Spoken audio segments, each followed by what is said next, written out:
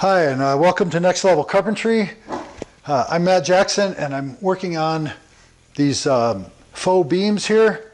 I just finished shooting video for the aging process on the beams. I've done building the beams, doing the mortise and tenon joinery, video for aging the beams, giving them a hand scrape texture.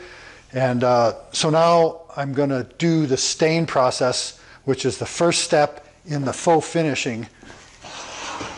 This is an approved sample I have for the job, for the color, the texture, and the tone that these beams need to get. And the first step is a base coat of stain, which is what I'm going to put on now.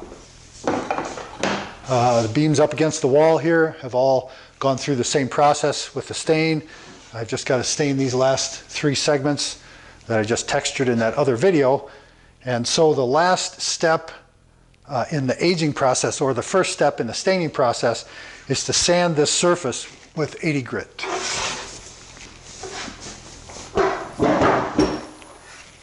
I've got this Gator sanding pad.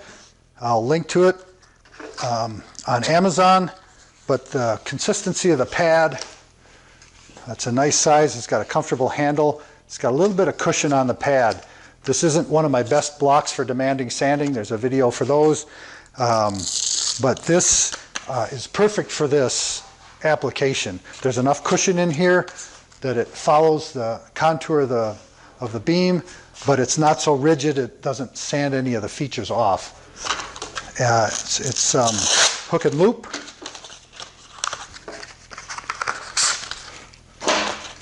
And I can just put a piece on by setting the pad on the beam, lining up the edge, and flopping it on there. Lines it up real nice for sanding these down. The reason I'm using 80 grit on this rather than just staining from here is I need to maintain some of the smooth wood look in here and get the stain to stick to that throughout the faux finishing process, which involves whitewashing and that sort of thing.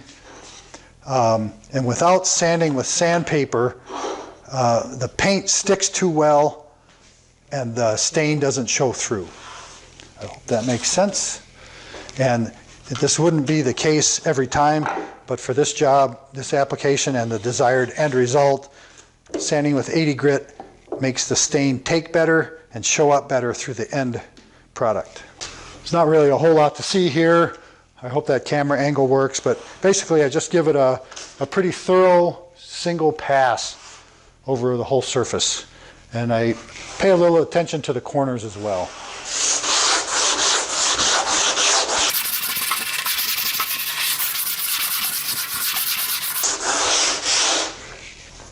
And I'm right-handed, so I put the camera over there.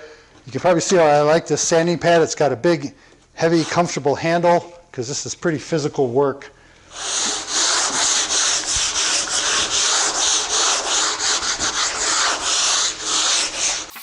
I'm using a hand sand block and sanding with the grain. I don't want any orbital or random orbital sanding marks on this grain to spoil the aged look. And I think this will show up. You can see these pockets that were made with the fishtail gouge. The first pass of sanding just goes over those, fills them in with sawdust. Like this, it kind of fills them in with sawdust. So I've gone over the surface once with a very linear flat stroke like that. On the way back, I'll tip the pad a little bit and use the cushion and a corner to sand through those dips, so that they take stain a little better as well.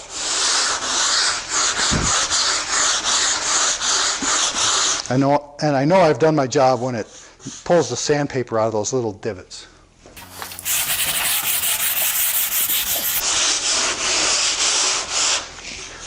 And that's all that's involved in this step for sanding with 80 grit. I'll flip the beam, do all 3 faces of each beam end to end before I jump into the staining process. And everyone knows I really don't care much for sanding, so I'm just doing this segment in time lapse where I'm sanding all the faces of this beam giving it a good once over to make the texture all the same so the stain goes on well, and I can wipe the paint off in the whitewash process when I need to. Well, I've got the texturing, hand scraping, and aging done to these beams. Now it's time for the first step in the faux finish process. As I pirouette around the shop looking for this, first step is the stain. I'm sure I already said that, but it's time to do that. I'm using an Old Masters penetrating stain for this. I've just got a cheap brush for slapping the stain on. Plenty of paper towels, nothing special there. I do want to comment about these Venom steel gloves. That's the brand Rip Resistant Industrial Gloves. Heavy duty 2-layer protection. These gloves are awesome. I had a box of the same thing a while back, and those were black on the inside and black on the outside. These are white on the inside. It's actually got a kind of a slippery lining, so they're pretty easy to get on and off. So I really like these things. I'll put a link to these gloves on the influencers page for this video because I really recommend them. If you buy them there at Amazon, I get a few cents. Help support the video effort here. So I'm going to get this stain shook up and go to work. I'll cover a couple things about staining while I'm getting this set up. And first off, that this is not any kind of a representation about professional staining. This is not how I do finished millwork. Cabinet doors that get a clear lacquer finish, it's got nothing to do with that. This is more like a slop it on because that makes the project look better, actually. It's no surprise to anybody. Make sure all the tint is stirred up off the bottom. I'm going to transfer some into a small can just to make it easier to handle and less of a catastrophe if I spill it. How's that for confidence? I keep some of these paper cone cups around at all times. I've got a video where I use these, tear the bottom off. They make a great funnel. I'll link to the video there. A lot of you probably haven't seen that rather obscure video, but they make great disposable cups. I can just transfer some of this stirred up stain into a smaller can. Because this is a tinted stain, the pigment will settle out in time, so it's important to keep it stirred to the bottom. Otherwise the color will change as you go through the project. A tip I picked up from one of the best painters I ever knew was to always clean out the lip of the paint can before you put the lid back on. This can was really full, so this is really a mess. It's going to take a bunch of wipes, but it keeps the lid from sticking. On latex paint, it keeps the lid from corroding on. When you don't have to pry the lid off, it seals up better and preserves the material inside. Plus, you should just feel good about yourself doing it. It's a neat job.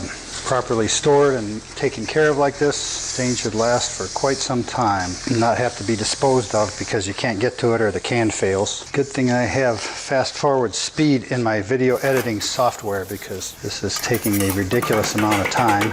The other little free tip I'll throw in here, rather than the funnels and cleaning the lip of the can, like I said, this is a tinted stain. It uses regular paint pigment to give it its color. It's not a, I don't know, there's another type of stain that the color is in the liquid.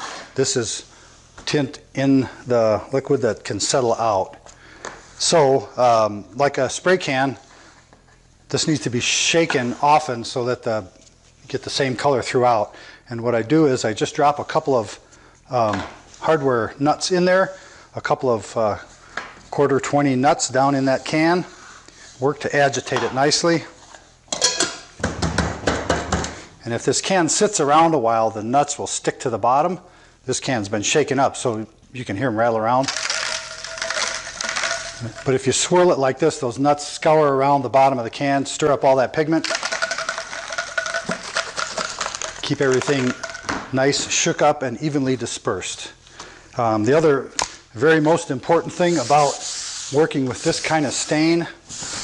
I don't know what property it is about which kind of stain, but Old Masters, for one, generally comes with a bright label on the top and says dispose of all the rags properly, because if you leave them in a pile like this, they warn you that this can start on fire.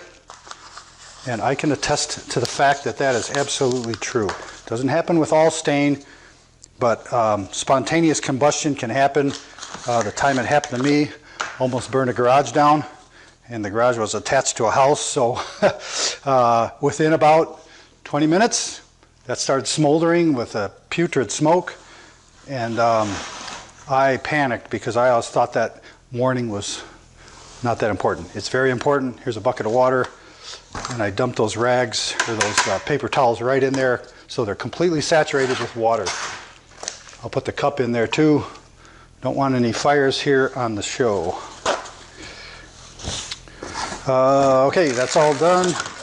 Agitated.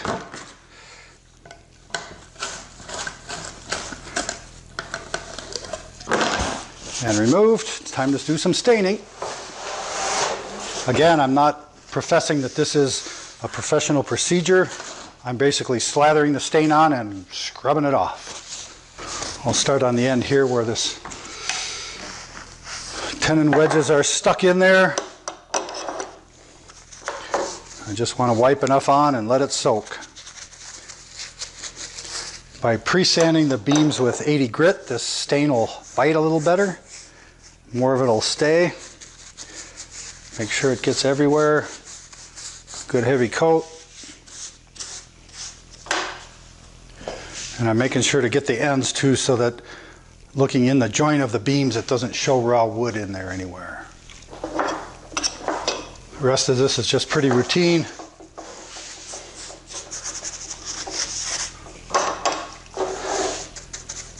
Slather the stain on, make sure that it has time to soak in.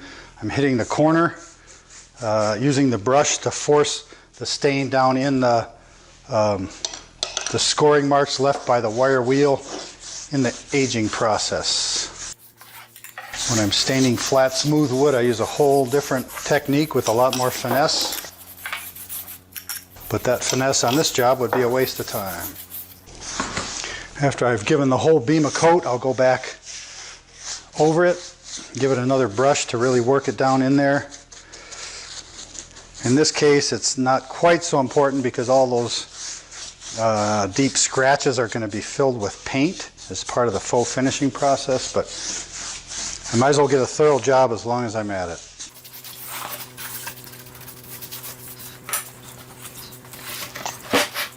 And I just go right on around the beam and give it all a liberal coat.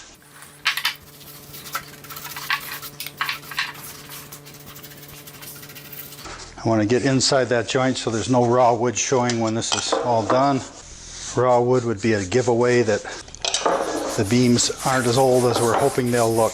You can get an idea of what the texture of this beam looks like. There's the marks from the plane and the fishtail chisel, and the depth and the grain is from the wire wheel. That'll mute down a little bit once the sheen or the gloss from that stain dries up. But in certain light and with certain angles, that'll always show up to give it that hand-hewn solid beam look. Here's the big knot that was in the one board, not in the other. Kind of tried to carve that a little bit to give the idea that that knot actually runs through from one piece to the other. I'll do that quick once over of the whole surface, making sure that that corner is done really well as I'm going along. Any puddles of stain left over get brushed out at this stage, evened out, dispersed around. That's about that. So this is the last side to be stained. So I want to flip back to the first side before I start wiping it off. Because I want each side, each surface to have a similar time for the stain to penetrate into the texture of that 80 grit sandpaper scratch in the face of the beam. Should be able to see at that camera angle, but anyways, I just take off a couple paper towels at a time. Give it a rub down. And this pulls off all the pigment that didn't soak in.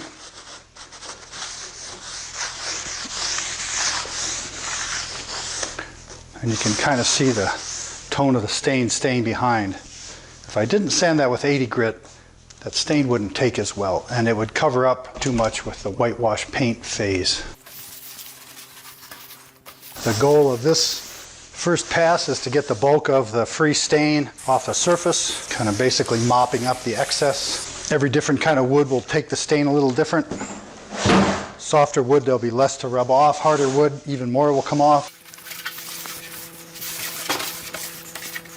Now, I've been working on these beams and shooting video all day, and both my camera batteries died when I was working on that first segment of beam. So I had to let the camera charge up. Here I am again. I don't know where that camera died out, but basically I stained this and I started wiping off the stain, starting with the first side, ending up at the third side. And I just want to say that on this wood, this stain, this texture, it takes about 3 passes to get the stain cleaned off to the point that it needs to be. This is the second pass on this last beam section, still pulling up some stain. A swirling motion, a cross grain motion, those can help depending on the wood, the texture, etc., etc. The shop isn't extremely warm. This is working in a warmer place or a breezy place, and the stain would set up quicker. It might need to do one face at a time. Varies from job to job. Each time the stain-filled rags go in the bucket of gross water, so I don't have a fire in the shop. This will be the third pass. You see it's not picking up much anymore. With an open-grained wood like oak, the stain can run out of those pores for a while. This will pick that up. You probably can't see it in the camera, but there's little spots where that stain has sweated itself out of those pores. But that pretty well takes care of it. Just barely taking stain off this last pass. And that's about all there is to it for the stage. With the subsequent coats that go on here, the next one is a whitewash paint. It's a light gray color. And it's a fairly aggressive coat, so I want to make sure this is really dry. Therefore, this will sit overnight until it's time to come back with the whitewash phase of it. In the meantime, I'm going to get cleaned up and call it a day. The process to determine the final look and color of these faux finished beams has been extremely convoluted. I stained these beams, these sections, and shot the video for that. It's been over a week and a half ago, going back and forth with designer, customer, process, finish, paint, paint suppliers, and all that stuff. And we ended up with something considerably darker than the original example that I was showing. The good news is that the first step in the faux finishing process, which is sanding the beams with 80 grit and then going with a gray stain, that first step remained the same, but after that I pretty much changed everything. And so I've kind of forgotten where I was when I left off when I was showing you guys how I apply the stain to these. But at this point, all the beams have been stained. These two pieces here are the final faux finish look. I'm really happy with the way that came out, what they ended up wanting. It matches a piece of tile. This is the tile from the fireplace where the beams butt in. The colors all go. It's a little darker contrast, I guess you'd call it. But that worked out great. So although it took a while to get through that, I'm really happy with where it ended up. And where it ended up is that the second step is to use a medium gray paint, to, kind of like whitewash, except it's not very white, a medium gray paint to whitewash these. That's the step I'm going to do next. And I've been working on the whitewash process all day. I've got all the beams numbered so they go back in place where they need to. And I've worked with, I think, beams number 1, 3, and 4. So the question at this point is, the one I'm going to show in the video, is it beam 2 or not beam 2? That's the question. It's beam 2. Let's go to work. I switched from working on the table saw workbench to the Journeyman Carpenter sawhorses here because they're a better working height. I can get around the pieces better, etc. So going to go through the steps I use now for the whitewashing with gray paint on the beams. What this step amounts to basically is slathering on gray paint and wiping most of it off. I went through with, like I said, with the designer and the owner and the materials on the site and came up with a medium gray paint for this. And I won't go through the process that I use to determine just the right shade of gray, because there's no need for you to go crazy like I almost did. I'm doing one surface at a time. And this is a deeply weathered finish. That was all in that previous video. And so the painting practice here is out the window for anything proper, but it's just the right touch for doing this look on weathered wood. What the process amounts to is basically slathering the paint on and working it down into all that texture of the grain. To get the paint to work down into the grain, I tried diluting the paint, but then there's not enough body in the pigment to hold it in the wood, and it just basically all washes out. And it's a kind of a bugger to paint. And I'm using these lousy old 29-cent paint brushes because I really have to scrub this in there, and I'm more like squeegeeing or troweling the paint in than brushing it on like you would in a proper finish. But it's tough to get it down into the pores of the wood, so here's a trick. To get thick paint to work itself into the pores of this rough wood, I just spritz it with water. What are you thinking? Yeah, a little coat of water makes all the difference as far as the flow of the paint. I'm not soaking it, just a mist.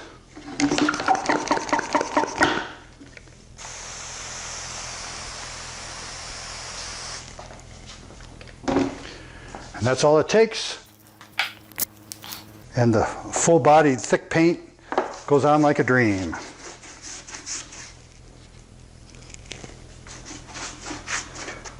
I do a lot of cross-grain brushing to work it down into the pores of the wood. That's the only place it really stays, so it's got to be there in the first place. And I just keep brushing until all the dark lines are gone. I'll do a close-up of this in a second.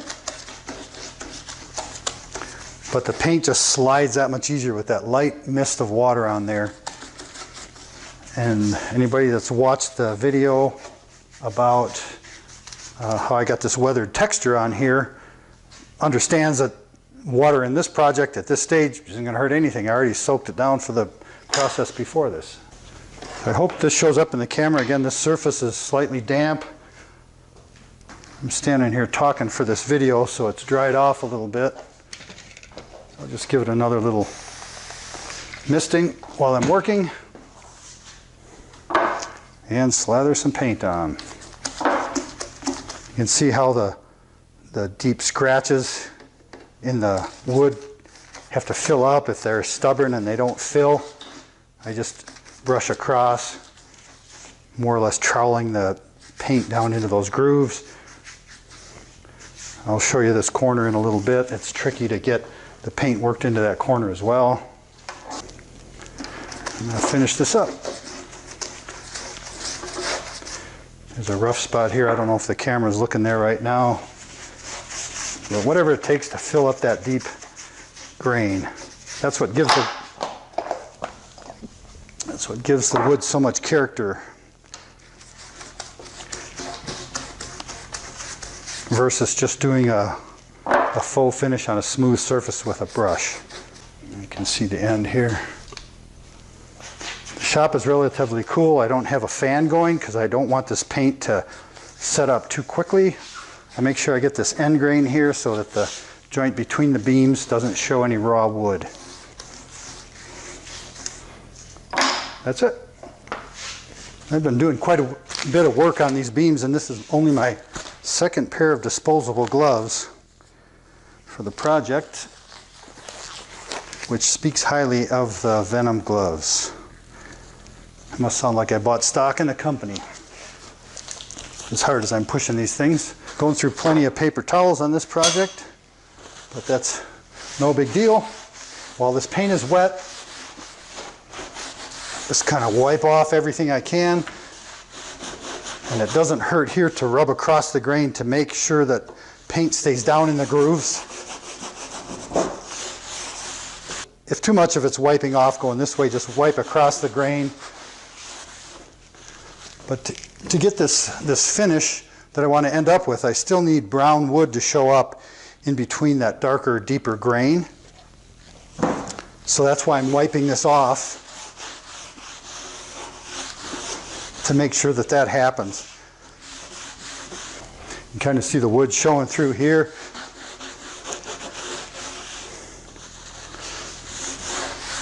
But the wet paint is still down in those grooves, which is exactly what needs to happen at this point. The first thing you'll figure out when you're doing this is that it just seems like you can't get enough of the paint off to get that wood to show back through. And that's true, you can't, but there's a solution that I'll get to in a few minutes. For now, I'm going to just jump into fast forward mode, paint, and wipe off the other two surfaces of this guy.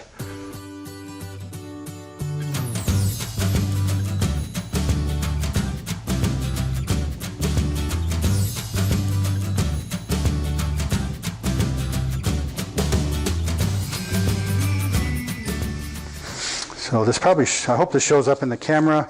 The paint down in the texture, the deep grain of the wood is still wet, but on the surface here, it's dry, it's not coming off. This has just been, 5 minutes or so since I put the paint on, which is all good, but for the final faux finish, I need plenty of brown wood to show through. And this has got a milky haze, because all I did was wipe that wet paint off. So there's a milky haze on top of the brown in that wood, or the brown on that wood. And I want to remove that haze so that the wood shows through the final finish. And because the paint on top here is latex, I can wipe that off and not affect the stain. The stain is a solvent-based or oil-based stain. So it's what I'm doing here with the water-based paint isn't affecting that stain. I sanded this with 80 grit to get the stain to bite good on those flat surfaces. But now I need to get this milkiness off of here. Part of the milkiness is caused from that 80 grit sandpaper. If I was to use a solvent like paint thinner or something like that, if I needed that to get this haze off of there, it'd pull the stain out of there and I'd lose that brownness from down below.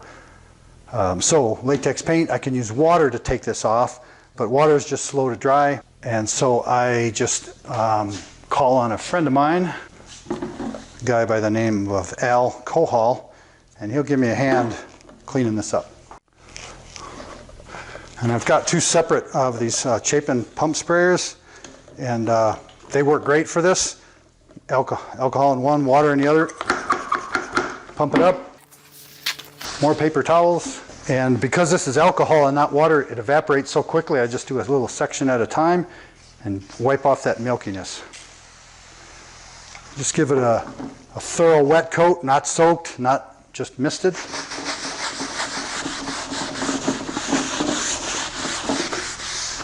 And with alcohol and elbow grease, I get that milkiness off of there. If this grain wasn't as deep, I'd probably have to let the paint dry more so it didn't pull so much of the grain or the gray paint out from in that grain. But waiting about this time for this particular faux finish recipe works great. And while it's wet with alcohol, I can see if there's dark, overdone spots in there. Some of this stuff holds a little more paint than I want. So while it's wet with alcohol, I can see what the final, I can see through to the final finish to see what I'm going to end up with. And depending on how much wood I want to show or not show, depends on how hard I rub it with this alcohol. And this whole full finishing process is 90% art and 10% science. And every faux finishing job I've ever done has been different than the last. So if you talk to somebody that faux finishes all day, every day, does it for a living, and what they say contradicts what I say, go with what they say. I'll do a little close-up shot here. Hopefully this will show in the camera. A thorough misty coat of alcohol and a good wipe. That's all it takes. If it's pulling too much of the paint out, go across the grain more. And I just finish up this side with this step. I'm burnishing the corners off a little more just because I think that would be natural. in an aged beam. It'd get more wear on the corners. And I'll just flip the beam, then rinse, lather, repeat until the whole thing is wiped down and the milkiness is removed to complete this whitewash paint step. At every stage of this faux finishing process, the art comes in beyond the science part. The science part is put the paint on, let it dry, and use alcohol. The art part is how much you do, how little you do, whether you do it at all, etc.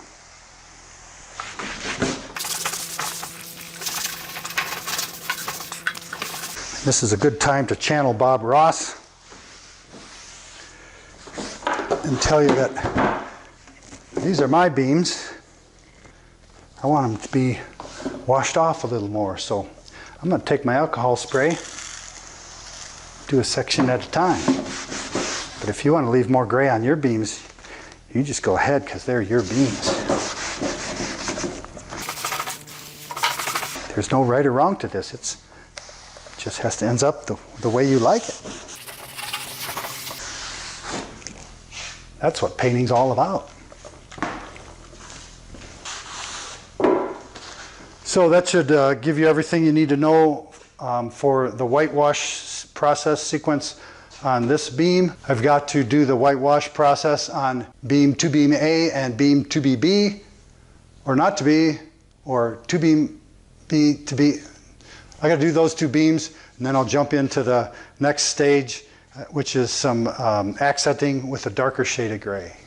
Now all these pieces are complete through the whitewash step. Everything's had a chance to dry. The paint's dry all the way down into the pores, so I don't have any concern about this next step affecting the last one.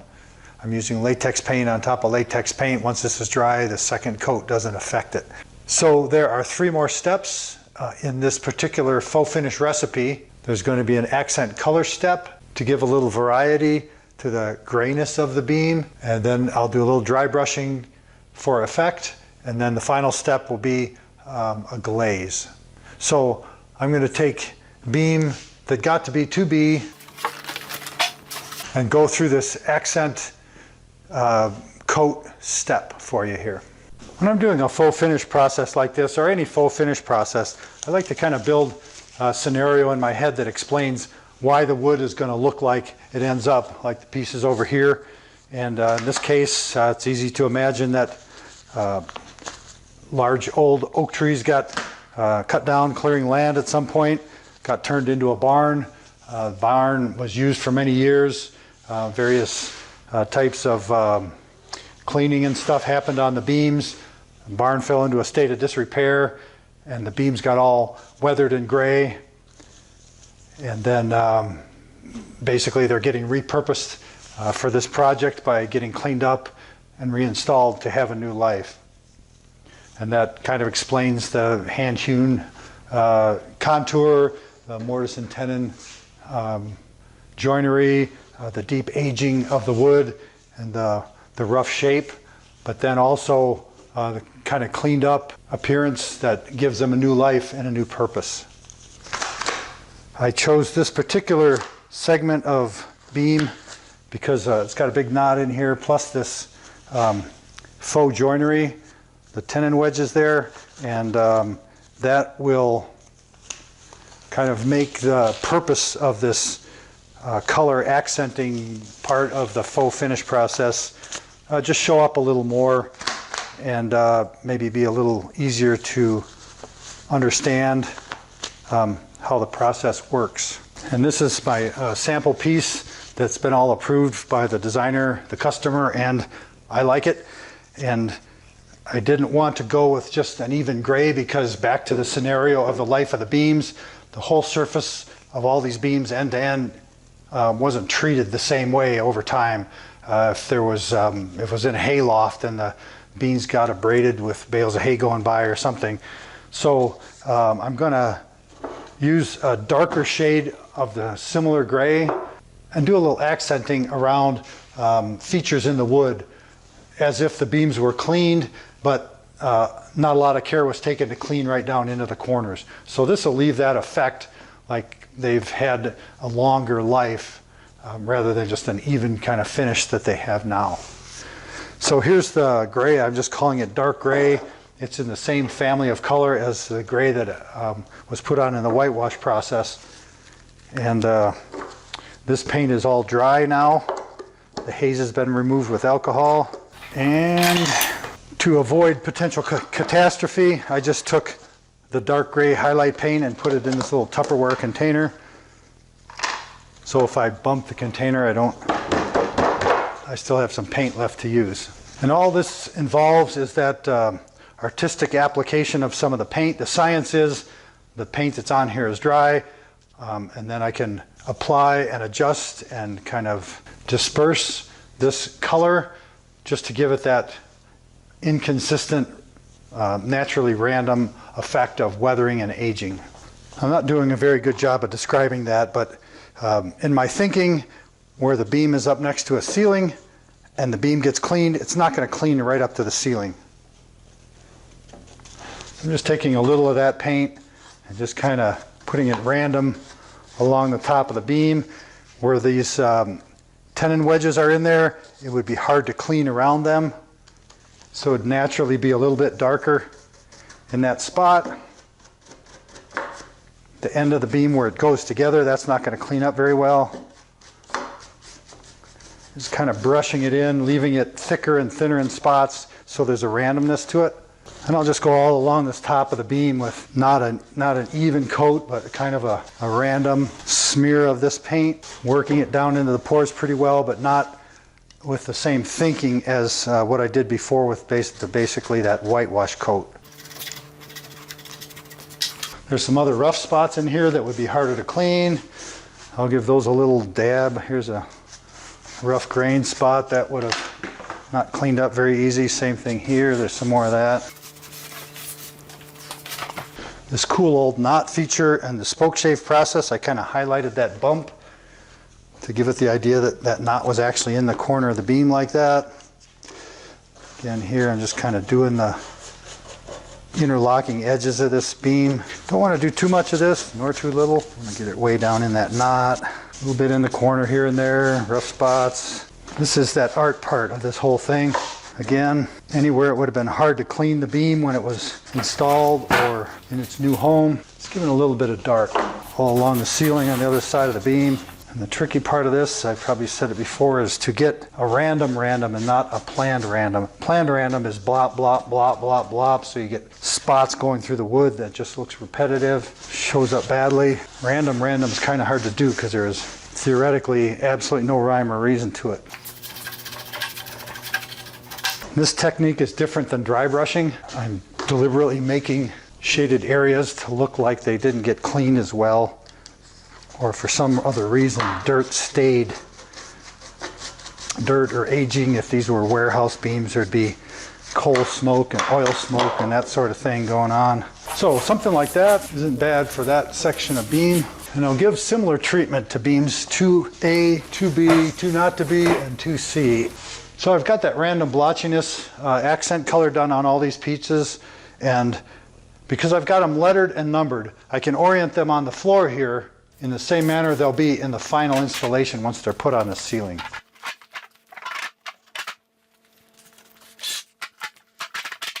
And what this allows me to do is to continue the accent color through the joint so that it looks like these beams have been in the same orientation since their beginning. You can see how the highlights here and here are different because I did these separately, but now that I put them together, I can blend the highlight and get a more convincing look or a more believable look to the story of how these beams ended up where they are. And I'll do the same thing at all the joints on all the beams for the project. And here's again is another benefit of having the beams numbered and labeled and pre-installed, so that all this business gets done ahead of time. Again, when you're applying these accent colors, think Bob Ross and you'll get it right. And it doesn't take a whole lot more than that. And I know what you're thinking. I've gone through all this work, all these steps, and all the investment of time to get to this point, and it looks terrible, right? All this blotchiness going on. Looks like some Goomba got in here and with the sole purpose of spoiling the project. But the good news is That's exactly what I'm after at this point. All I need to do is get a hold of my friend Al and go after this a little bit. Here again, both of the layers of paint are alcohol. I said before, but it failed to mention that water will affect this paint when it's wet. Now that it's dry, alcohol will actually melt the latex paint and help these accents blend in with each other to whatever level and effect that I'm after. And I'll use this mortise and tenon section here to show you how to finish up this accent color process. There's more detail, there's more going on right here, so it'll show up good, but you can easily see how to adapt this to all the areas of the beam. So that alcohol instantly softens the layer of accent paint. And then I just wipe it according to what I want to stay and what I don't. And I really want the darkness to stay right down in those joints, but as I run the rag over it, it takes it off of the parts that would naturally be clean.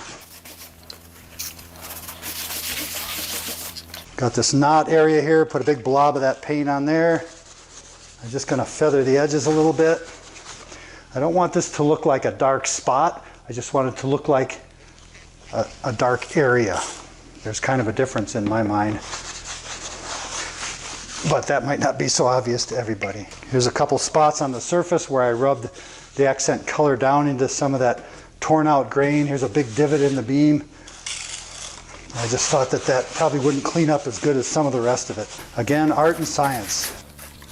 The science is the fact that the alcohol will melt all the latex paint so that you have control over how much stays, where it stays, what it looks like in the end. And you can make these effects as subtle or as blatant as you want, depending on the desired end result.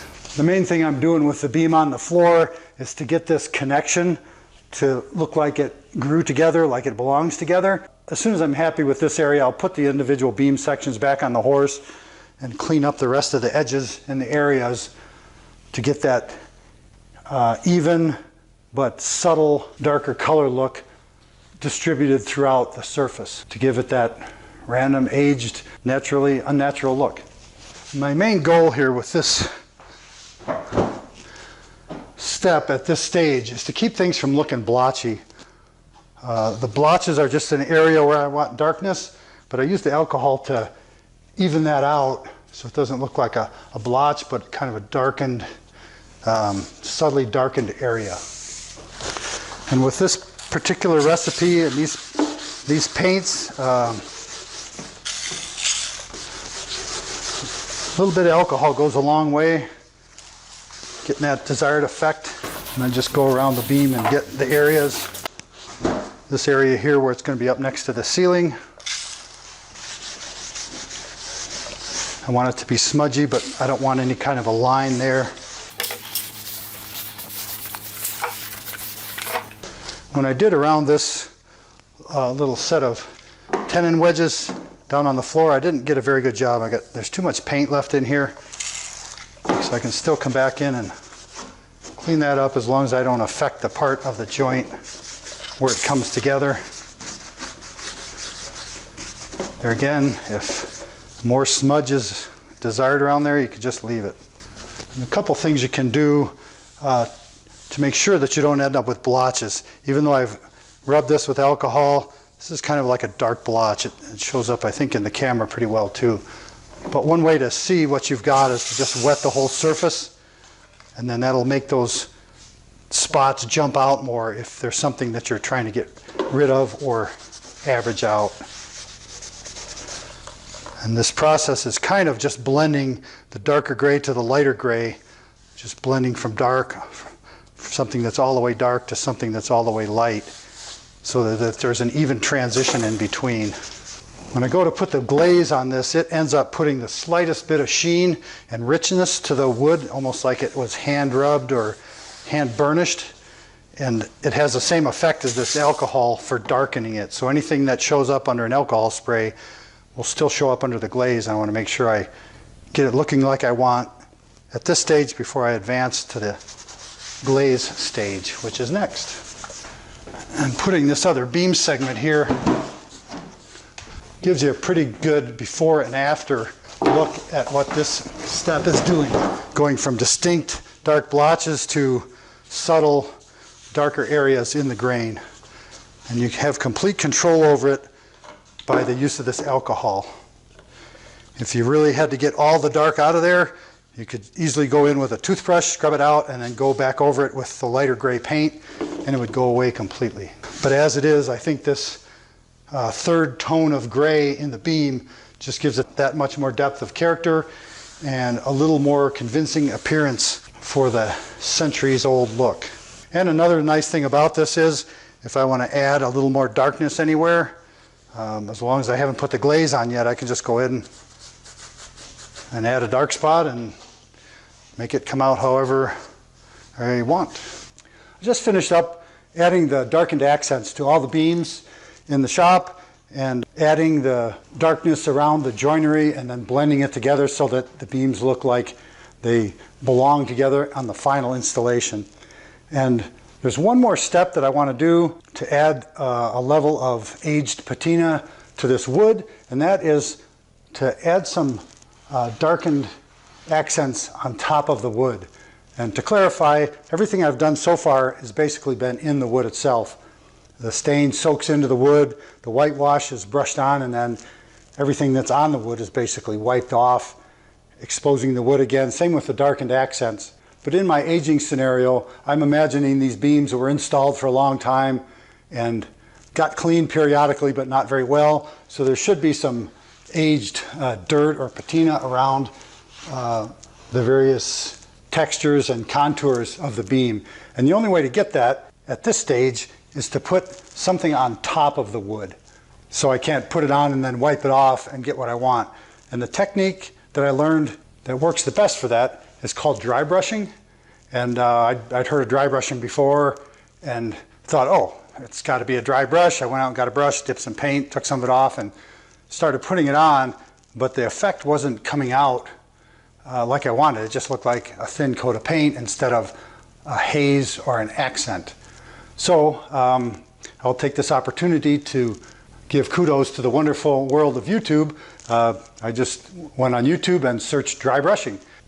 After sifting through the results I got, I settled on one by a great lady named Rachel, and her channel is Originally Worn.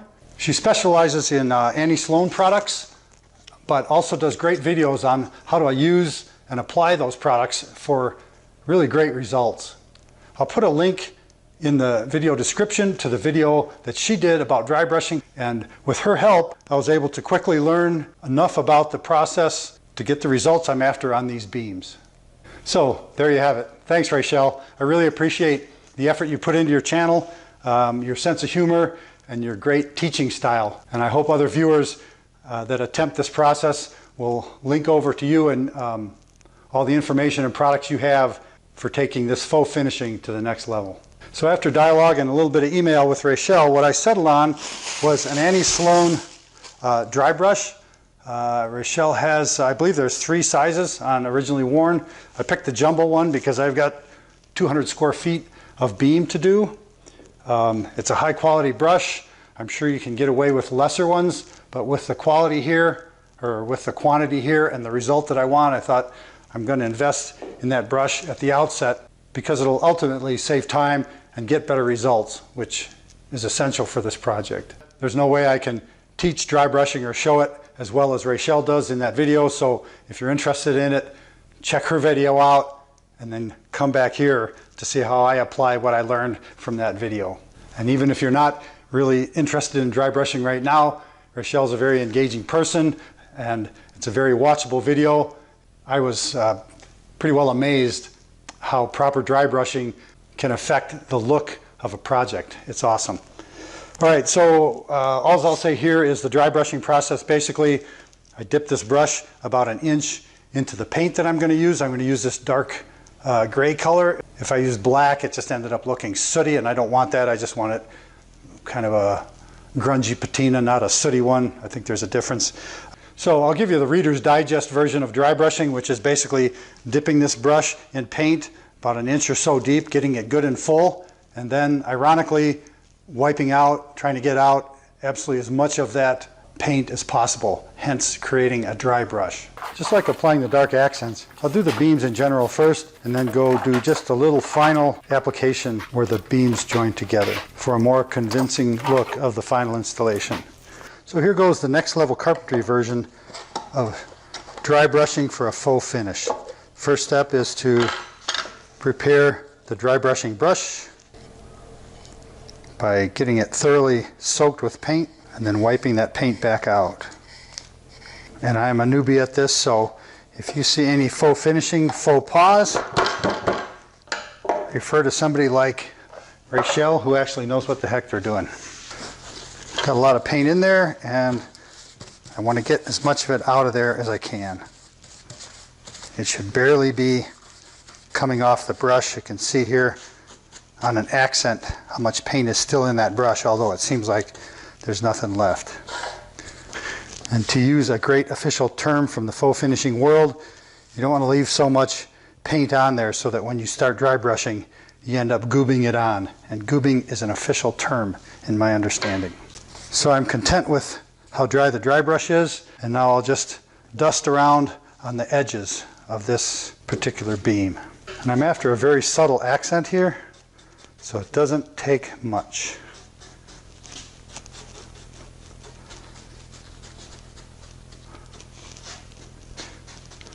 And I'm doing the edge of the beam where it'd be difficult to clean, and then along the ceiling where scrubbing wouldn't get quite up to the edge. And down here at the other end of the beam where the beam hits the wall and meets the ceiling, there's going to be a dirty corner in there. So a little of this dry brush seems to fit the patina story that I have for these particular beams. And here we are again at an art and science continuum. The science is using a darker gray accent color in this case to lay on top of the other previous steps, but the art part is how much you do, where you do, and the end result that you're after. I don't want any lines, I want an even blend next to the wall. And I actually have the opposite of dry brushing on the corners where that's worn through down to lighter color wood. And I think the biggest mistake you can make with this, because I find the temptation to do more just because you can. And just because you can, it doesn't mean that you should. And I did that much dry brushing with that brush, and it's getting a little weak, so I'll recharge the brush to finish up this beam. I just noticed that I didn't get the paint very deep in that brush, so I'm assuming the more I use it, the deeper the paint will go, and the longer I'll be able to go between recharging the brush.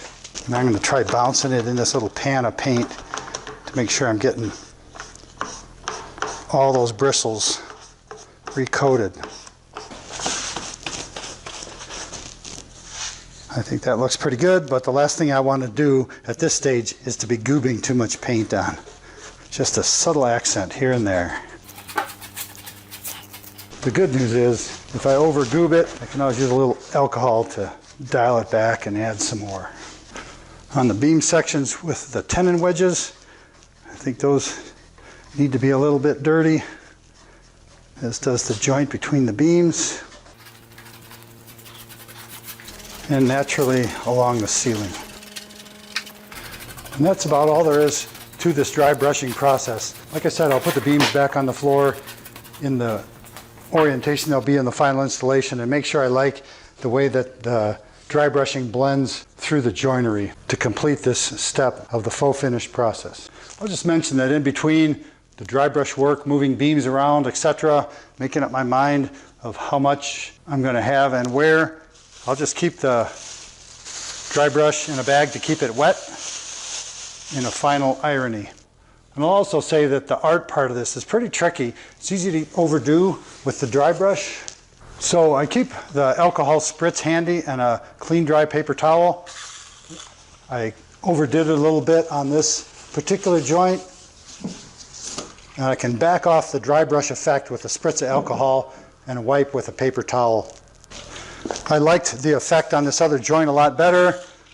Still gave it just a slight wipe with alcohol to pull some of that dry brushing out of there. And there again, that's the art part, where Bob Ross would be a whole lot better at this stage than I feel like I am. But this is going to be an excellent result for this particular project. And once the dry brushing step is complete on all the beam sections, there's one more step to take the beams from this look to this look, which is the final look. And that is a custom glaze that gets applied to the whole beam. And that kind of changes the tone from the blue-gray of the weathered wood to this final aged look that blends nicely with this particular tile, with the finish of the floor and the color of the walls and ceilings in this family room. As I shift from doing the accent colors to the glaze on the beams, I want to say a little bit about brush cleaning. For most of this process, I'm just using these 99-cent throwaway brushes because I have to scrub the paint down into the wood. I mentioned that before, but I'm basically a brush cleaning fanatic, and with a brush like this dry brush, I've gone to the sink and scrubbed it out, used a little bit of dish soap, used a stiff bristle brush to get down in there and really clean out any paint that wants to be dried in there. The tips of the bristles are going to be gray no matter what because that's the first color I used. But the main tool that I use to practice clean brush fanaticism is a brush spinner. This little guy here. I'll link to it in the video. This is the secret. After a good scrub job, this will spin all the water out of the brush. Water goes everywhere, so it's a good idea to put it inside a garbage can or a garbage bag and give it a spin.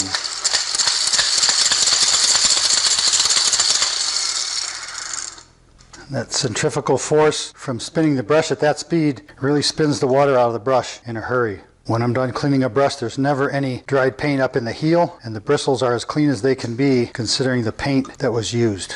I've got some paint brushes that are 30 years old, still work as good as new, so I never like to throw out an expensive paintbrush because of neglect of dried paint, but I have thrown them out when I've physically worn the bristles down to where the brush is useless. Once the bristles are spun out,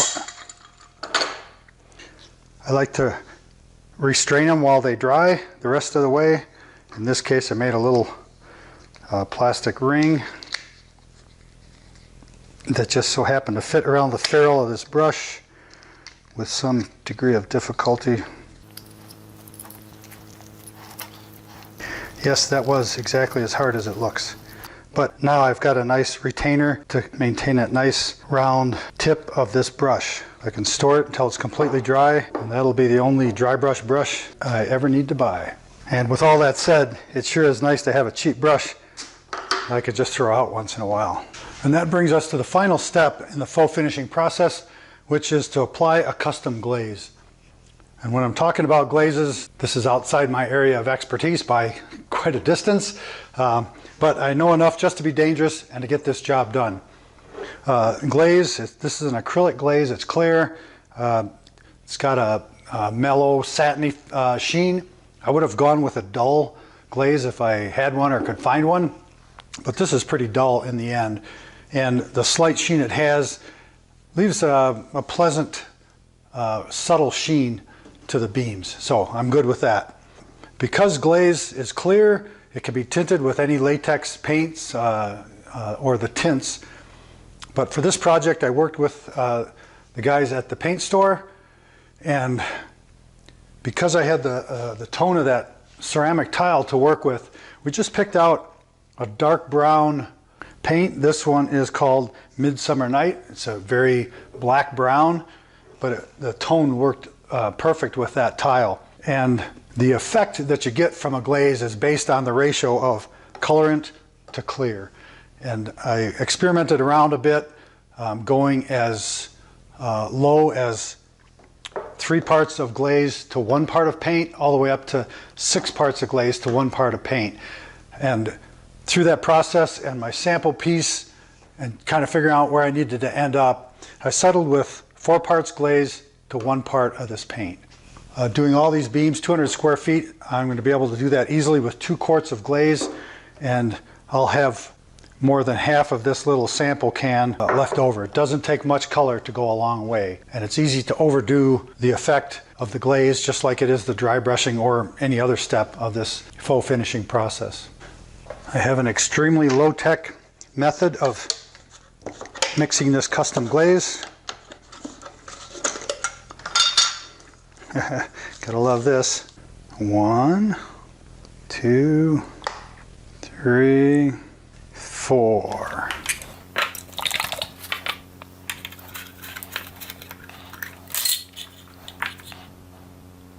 To 1. And I was harping earlier in the video about cleaning rims of paint cans between uses. So I'm making an effort to practice what I harp here. Probably shouldn't even show you that process, it's so sloppy, but that's pretty much all I did to get 4-to-1 mix of Midsummer Night and clear glaze. Once this is all stirred up, I'll go to work. If the rest of the faux finish process is a combination of art and science, this glazing part is pure alchemy.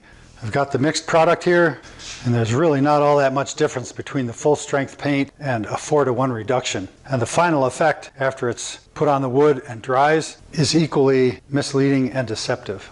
But regardless of that, the application is pretty much like most faux finishing things, except for dry brushing. It's just slather and wipe. So here I go. It's got to be beam 2B to be the beam used for this final process, right?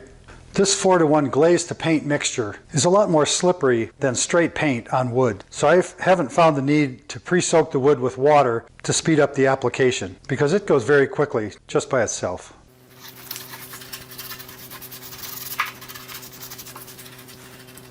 And I'm making a point to get the ends and the edges as I do this face.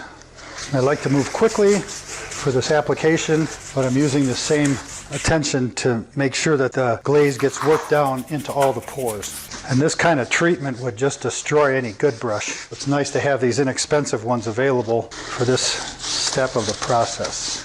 The temperature of the shop, the ambient humidity, how much air movement there is, the type of wood, all those things determine how much working time there is for a coat of glaze, but I want it to be pretty wet when I go to wipe it off. So if the area is too big, I'll break it up into segments so that this doesn't set too much. Once I've got the area I'm working with coated with glaze, just go in and start wiping it off. And this will look considerably different when it's wet than when it dries, because like most dark colors of latex paint, they darken considerably from their wet stage to the dry stage. So while I was doing all the sample work for these beams, I had to make sure that my test piece was thoroughly dry to decide whether to add more glaze or more paint to get the right balance.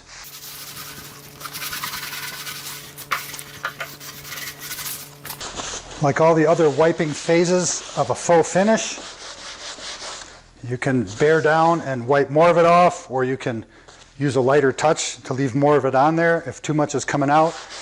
I like to rub across the grain so that it stays down in the pores and comes off the flat surface. The good news is that if this finish starts to get away from you, you can spritz a little water on to extend the time you have for wiping it off. If you get all done and you've left too much on, you can use alcohol to melt some of that off. And if there's not enough, it's easy to go back with a second coat to enhance the depth of the effect.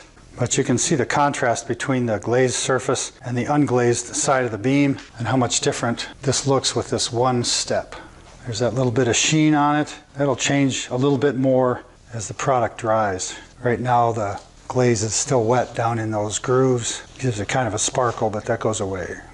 I like to have an approved sample of what the recipe for a faux finish produces. This piece was used on the site and approved by the client and the designer as the right match.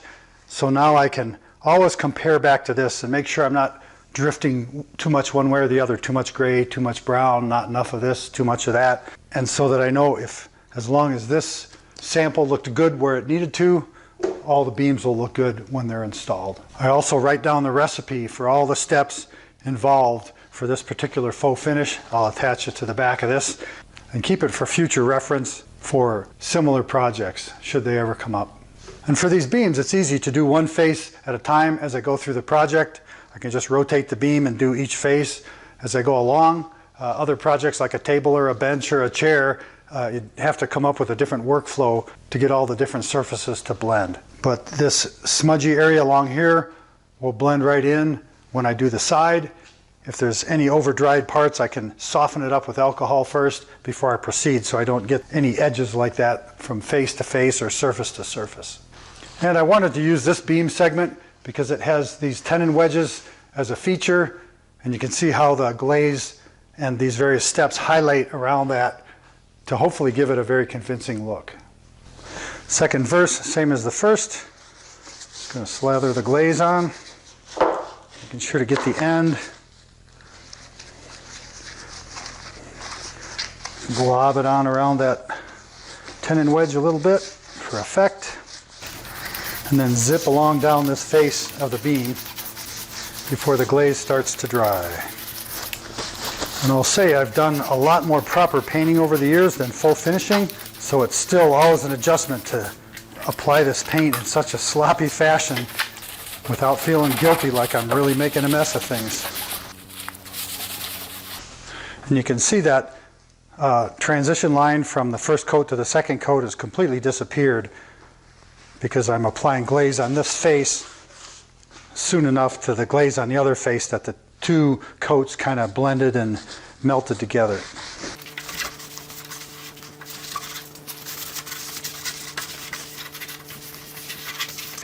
And I'm leaving extra glaze in around these tight corners intentionally to get a little more of that dirty patina effect around that feature.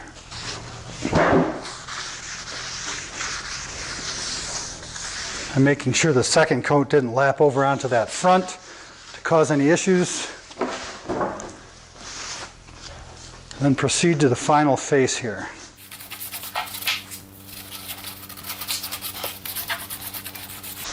I've watched some excellent painters work over the years.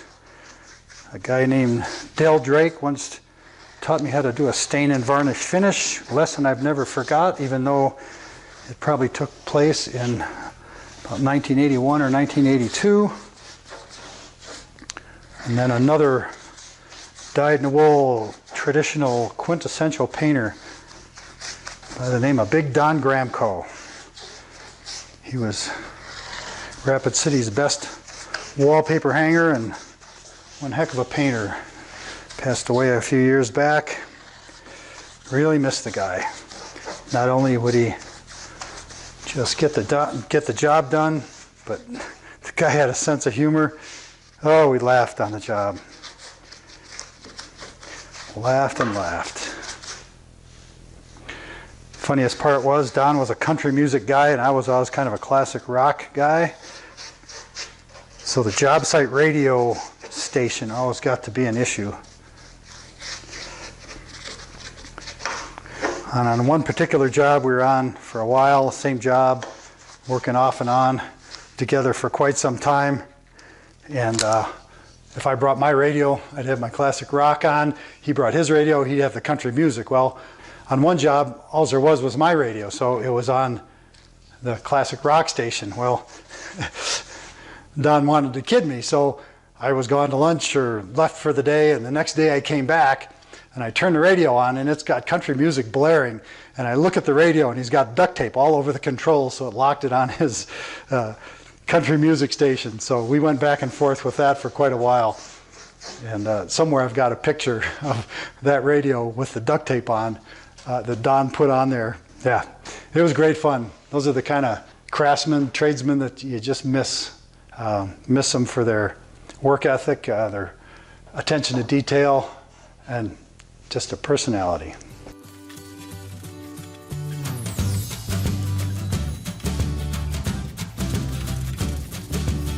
By this stage you can see that not a whole lot of that glaze is still coming off of here, and it's given its desired effect just like I intended. I'll cover one more thing here with this glazing process, and that is to say if I want additional wear highlights, I can use alcohol and rub down through, and that'll go right through the glaze and both coats of paint back down to the stain. If I wanted these to be worn out even more, if I use steel wool, I could take the stain off the wood and get a raw wood burnish mark like it might get if it was a handrail or on a corner somewhere. On these tenons, I can burnish them down a little bit as if something got rubbed by there and wore all the finish off at some point in its life. There's a knot feature in the wood here.